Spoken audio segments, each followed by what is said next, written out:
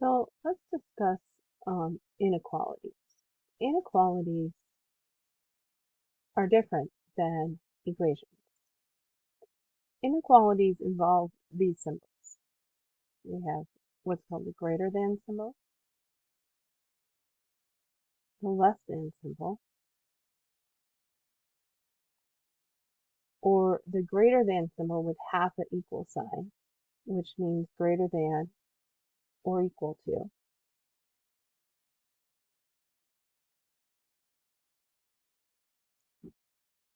The less than symbol with half an equal sign, which means less than or equal to. So these are all inequality symbols. And typically when we solve equations, we get a solution, like a value that is equal to something. So if I said, let's just come up with the equation. Let's say I had this. And if I want to solve this equation, what do I do first? Well, I'm going to first subtract 3 from both sides. The goal is to get this x by itself. So since it's add 3, I do the opposite. So I'm going to move it over there because I want to get x by itself. And then I say, oh, well, I'm almost to x by itself, but it's 2 times x. So I'm going to divide both sides by 2 to get rid of the multiplication of 2 here. And then what I do to one side, I have to do to the other. And I get 8 divided by 2, which is 4. And so I get a value.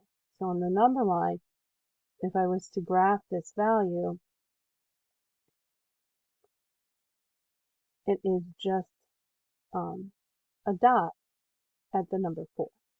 So the answer here is 4. That's just one solution works in here. But when you have an inequality, that means we don't have an equal sign, but we have this inequality notation. So it may say 2x plus 3 is greater than 11. So if it says 2x plus 3 is greater than 11, in order to solve this, what you would do is you would subtract 3 from both sides. You get 2x greater than 8. So it's the same type of steps. Divide both sides by 2, and your x is greater than 4. But you don't end up with just one value, you end up with a solution set. Meaning that it can be anything, you can pick any number above 4 that would make this statement true. And so on a number line, this would be represented with an open circle and an arrow to the right. Why am I using an open circle? It says that x is greater than 4, meaning it's not equal to 4, but it's anything above 4.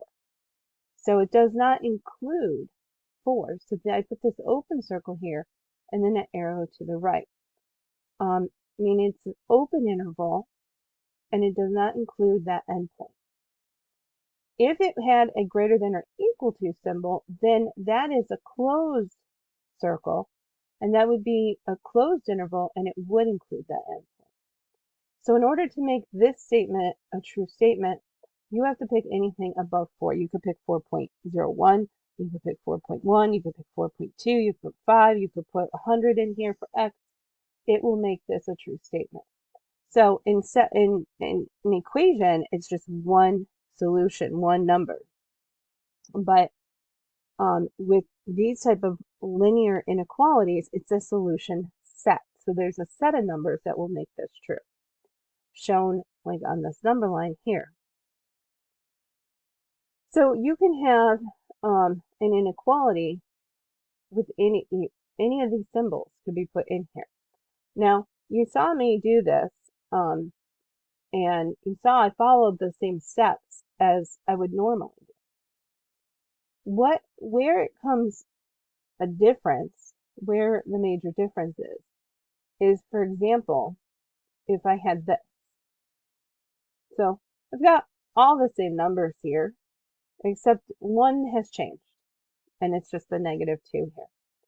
And so if I was to solve this, I'd start the same way. I would subtract the 3 from both sides. I have -2x is greater than 8. And now I have this -2. So it's here. When you multiply, so I'm going to write it out here. Multiply or divide an inequality by a negative number, the sign, the symbol flips. So instead of being greater than 8 over -2, it would be x is less than 8 divided by -2, which is -4. So if you divide or multiply the inequality by a negative number, that's the major difference than when we had an equation. The symbol flips, you reverse the symbol. And so now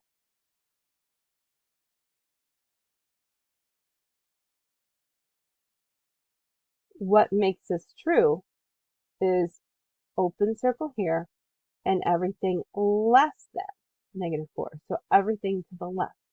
Remember, on a number line, if you're going to the left, you're headed towards that concept of negative infinity. And if you go all the way to the right, you're headed towards that concept of positive infinity. So if we go back to our symbols here, let's talk about how we would see them on a number line. For the greater than symbol, on a number line, you would have an open circle and an arrow to the right. For the less than symbol, you would have an open circle and an arrow to the left.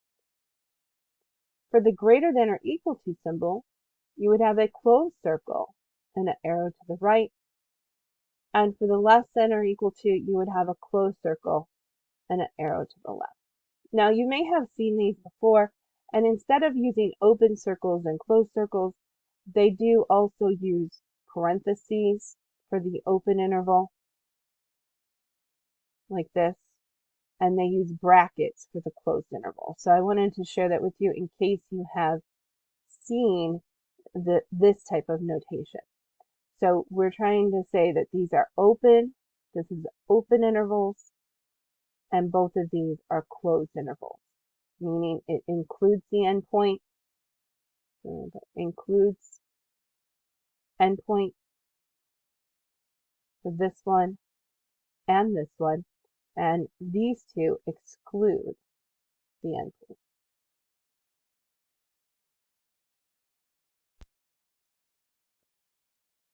So going back to our list of inequality symbols, let's talk about some common words or phrases that symbolize that symbol. So for example, let me make this chart.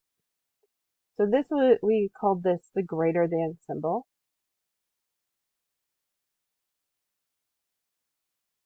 But there are other phrases that will tell us to use this greater than symbol. Like for example, the phrase more than, exceeding, above. Those are all phrases or words that tell me to use the greater than symbol. For the less than symbol,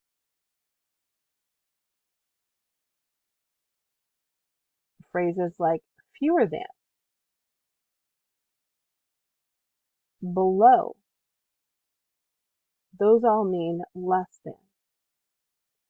For greater than or equal to, you could use the word at least. I need to score at least an 80% on the final exam to pass this course. The phrase at least means you need an 80 or anything above it. No fewer than,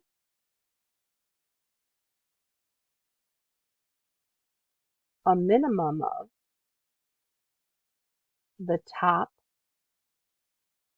no less than. So, and sometimes it can be a little confusing because at first when you see the phrase at least, you want to think, oh, that's a less than symbol because I see the word least in it. But it's not. It's actually the opposite. It's a greater than or equal to symbol. So, that's why I wanted to introduce you to these words so that you have seen them before. And the last one, the less than or equal to, oh, and I guess I forgot to put on here the greater than or equal to. So this one is the less than or equal to. And then also you can have, for example, no more than. There can be no more than 20 students in this class. Means it has to be 20 or less. Not above. Does not exceed. At most. And then the bottom. So those are some common phrases or words that will indicate those symbols. What's it mean to be a compound inequality? A compound inequality has two sides of the inequality. So if I said that x is between -7 and 2, including 2, that means that on the number line,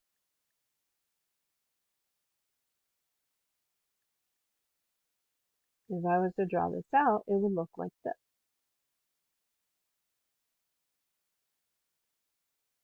-7 and 2, between there are these values.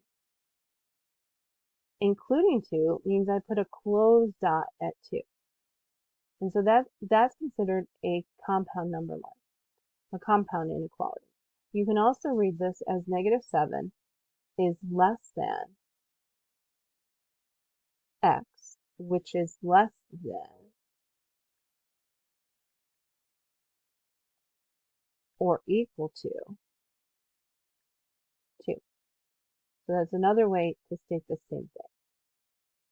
That's considered compound inequality. And if you had something to solve where you had, let's say -5 is less than 2x plus 1, which is less than or equal to 10. In order to solve this, what do? You subtract 1 from all three portions. The goal here is to get x by itself in the center. So you end up with -6 is less than 2x, which is less than or equal to 9. So whatever you're doing to the center here, you have to do it to all three regions. And the goal is to get x in the center. And we get -3 is less than x, which is less than 9/2.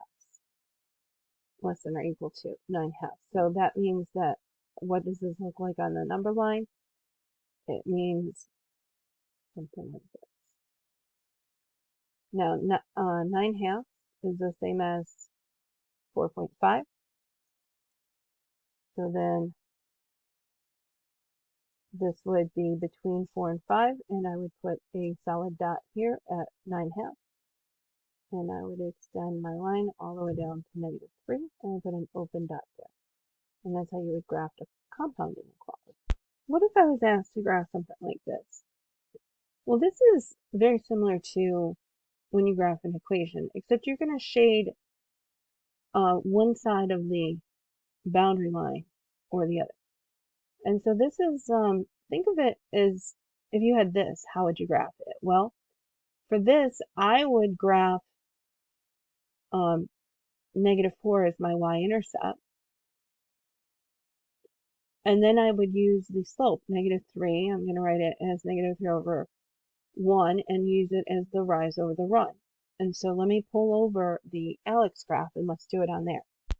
So I'm going to use my line tool, and I'm going to put a dot at point at -4, and then I'm going to go down -3, and I'm going to run 1. And then when I click it the second time, it will automatically put the line. That's the boundary line. Because this is a less than symbol, or greater than, I'm sorry, I want to put a dash boundary line, and then shade above for greater than. So dashed for greater than or less than, solid